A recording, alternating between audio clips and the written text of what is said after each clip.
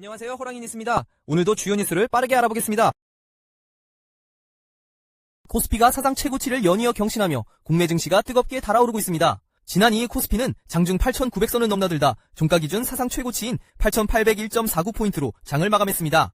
이날 외국인 투자자들이 6조 원이 넘는 물량을 매도했지만 개인 투자자들이 이를 모두 받아내며 지수 상승을 이끌었습니다. 상승 동력의 핵심에는 지난 5월 말 출시된 삼성전자와 SK하이닉스의 단일 종목 레버리지 ETF가 있습니다. 출시 후 불과 4영업일 만에 7만 명이 넘는 투자자가 몰렸고 누적 투자금은 3조 2천억 원을 돌파했습니다. 연령대별로는 40대가 투자자 수와 투자금 모두에서 가장 높은 비중을 차지했으며 1인당 평균 투자액은 70대 이상이 6,478만 원으로 가장 많은 것으로 나타났습니다. 이러한 투자 열기 속에 빚을 내 주식에 투자하는 이른바 비투 규모도 급팽창하고 있습니다. 신용 융자 잔고는 사상 최고치인 38조 원을 돌파했으며 이에 따라 시장 변동성도 극심해지고 있습니다. 올해 들어서만 주식시장의 일시적 충격을 완화하는 장치인 사이드카가 무려 20번이나 발동됐는데 이는 2002년 이후 전체 발동 건수의 4분의 1에 해당하는 수치입니다. 이 같은 대형주 쏠림 현상의 여파로 코스닥 시장은 5거래일 연속 하락하며 상대적인 소외를 겪고 있습니다. 한편 글로벌 투자은행 골드만삭스는 3일 보고서를 통해 코스피의 12개월 목표 지수를 기존 9,000에서 12,000으로 대폭 상향 조정했습니다. 증시 과열과 비투 급증이 동시에 진행되는 이 상황이 지속 가능한 상승인지 아니면 경계가 필요한 과열 신호인지 주목됩니다. 골드만삭스의 낙관적 전망이 시장에 어떤 영향을 미칠지 앞으로의 흐름을 면밀히 지켜볼 필요가 있습니다. 더 자세한 내용은 아래 링크에서 확인해보세요. 다음은 AI가 이끄는 로봇 산업의 지갑 변동 소식입니다. 엔비디아의 젠슨항 CEO가 한국 로봇 산업과의 협력 의지를 공개적으로 밝히면서 국내 관련 업계가 크게 들썩이고 있습니다. 젠슨항 CEO는 최근 대만에서 로보틱스가 한국에 매우 중요하다고 생각하며 한국의 로보틱스 산업 발전에 기여하고 싶다고 직접 언급했습니다. 이 발언 하나만으로도 국내 로봇 관련 기업들의 주가가 크게 반응했는데 LG전자는 올해 들어 무려 300%가 넘는 상승률을 기록했고 네이버 등 관련 기업들도 동반 급등세를 보였습니다. 젠슨항 CEO는 오는 4일 저녁 직접 한국을 방문해 최태원 SK그룹 회장 등 국내 주요 기업인들과 회동할 예정이어서 그 결과에 업계의 관심이 집중되고 있습니다. 이번 로봇 산업 열풍의 기저에는 로봇이 현실 세계의 데이터를 스스로 학습하는 피지컬 AI 기술의 급격한 발전이 자리하고 있습니다. 국내에서는 대기업이 로봇 본체를 제조하고 스타트업이 AI 모델을 개발하는 분업 구조가 빠르게 자리 잡고 있으며 지난달에는 로봇 관련 스타트업들이 수백억 원대의 대규모 투자 유치에 잇따라 성공했습니다. AI 기술의 확산은 산업 현장을 넘어 채용 시장의 판도도 바꾸고 있습니다. AI가 대체할 수 있는 영업 필기 점수 대신 실전 회화 능력을 중시하는 기업이 늘고 있고 자기소개서 제출 자체를 폐지하는 곳도 증가하는 추세입니다. 삼성전자는 시장 예측을 위해 에이전트 AI를 도입했으며 인텔의 리프탄 CEO 역시 AI 에이전트의 발전으로 CPU 수요가 급증하고 있다고 밝혔습니다. 젠슨항 CEO의 방안이 실제 어떤 협력 성과로 이어질지 그리고 국내 로봇 AI 산업의 경쟁력이 글로벌 수준으로 도약할 수 있을지가 앞으로의 핵심 관전 포인트가 될 것입니다. 더 자세한 내용은 아래 링크에서 확인해보세요. 다음은 중동발 고유가 물가 3%대 상승 견인 소식입니다. 지난 5월 소비자 물가 상승률이 3.1%를 기록하며 2년 2개월 만에 다시 3%대로 진입했습니다. 국가데이터처가 발표한 5월 소비자 물가 동향에 따르면 이번 물가 급등의 가장 큰 원인은 중동 사태 장기화에 따른 국제유가 급등으로 분석됩니다. 석유류 가격이 무려 24.2%나 오르며 전체 물가를 끌어올렸고 휘발유와 경유 가격도 각각 23.1%, 33.3% 상승하며 가계에 직접적인 부담을 안겼습니다.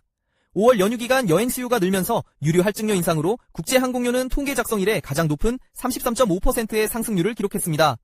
변동성이 큰 품목을 제외한 근원 물가와 체감 물가를 반영하는 생활 물가 지수 역시 2년여 만에 최대 상승폭을 나타냈습니다.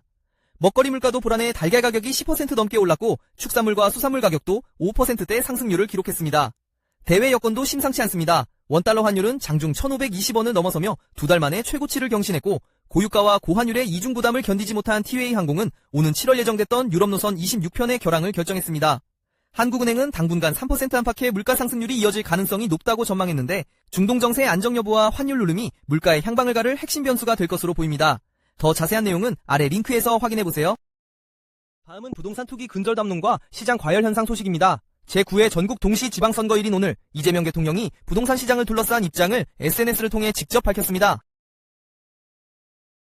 이 대통령은 대한민국은 반드시 부동산 투기 공화국에서 탈출해야 한다고 강조하며 이미 집값이 너무 비싸다고 지적했습니다. 또한 높은 부동산 자산 비중이 국내 주식시장이 저평가되는 원인 중 하나라고 덧붙이며 투표 참여를 독려하기도 했습니다. 그런데 대통령의 이 같은 발언과는 대조적으로 최근 수도권 일부 지역에서는 아파트값이 급등하며 신고가를 경신하는 사례가 잇따르고 있습니다.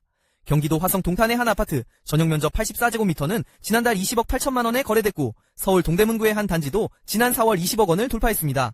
부동산 경매 시장도 활기를 띠어 지난달 서울 아파트 경매 건수는 1년 전보다 25% 넘게 증가했습니다. 아파트 전월세 시장 불안이 이어지자 수요가 연립 다세대 주택으로 이동하는 현상도 뚜렷하게 나타나고 있습니다. 올해 1월부터 4월까지 서울의 연립 다세대 주택 전월세 거래량은 지난해 같은 기간보다 7.4% 늘었고, 한국부동산원에 따르면 지난 4월 서울 연립주택 전세값은 12년 7개월 만에 가장 높은 월간 상승률을 기록했습니다. 정부의 투기 억제 의지와 실제 시장 움직임 사이에 간극이 커지고 있는 만큼 오늘 지방선거 결과가 향후 부동산 정책 방향에 어떤 영향을 미칠지 주목됩니다. 더 자세한 내용은 아래 링크에서 확인해보세요. 다음은 실손보험 적자 2조 원 육박, 손해율 제약화 소식입니다. 지난해 실손의료보험이 2조 원에 가까운 대규모 적자를 낸 것으로 공식 확인됐습니다. 금융감독원이 3일 발표한 2025년 실손의료보험 사업실적에 따르면 지난해 보험손익은 1조 8,700억 원 적자로 1년 전보다 적자폭이 15.6%나 더 벌어졌습니다.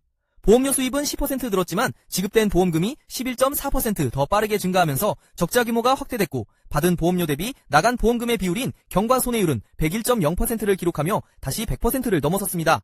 적자 확대의 가장 큰 원인으로는 일부 비급여 항목의 과잉 진료가 지목됐습니다. 특히 도수치료 등 근골격계 질환에 지급된 보험금이 2조 7천억 원으로 암이나 뇌혈관 질환 같은 중증 질환 보험금보다 오히려 많았다는 점이 눈에 띕니다. 영양제 주사 등 통원 비급여 주사제 보험금도 1조 원에 달했으며 세대별로는 3세대 실손보험의 손해율이 120.3%로 가장 높게 나타났습니다. 한편 긍정적인 신호도 있습니다.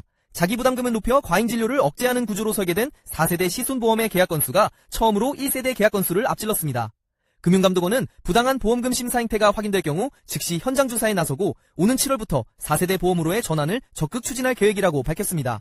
비급여 과잉 진료 문제가 실질적으로 통제될 수 있을지, 그리고 4세대 전환이 가속화되면 전체 손해율 개선으로 이어질지 앞으로의 추이를 지켜볼 필요가 있습니다. 더 자세한 내용은 아래 링크에서 확인해보세요. 이상 호랑이 뉴스였습니다. 오늘도 시청해주셔서 감사합니다.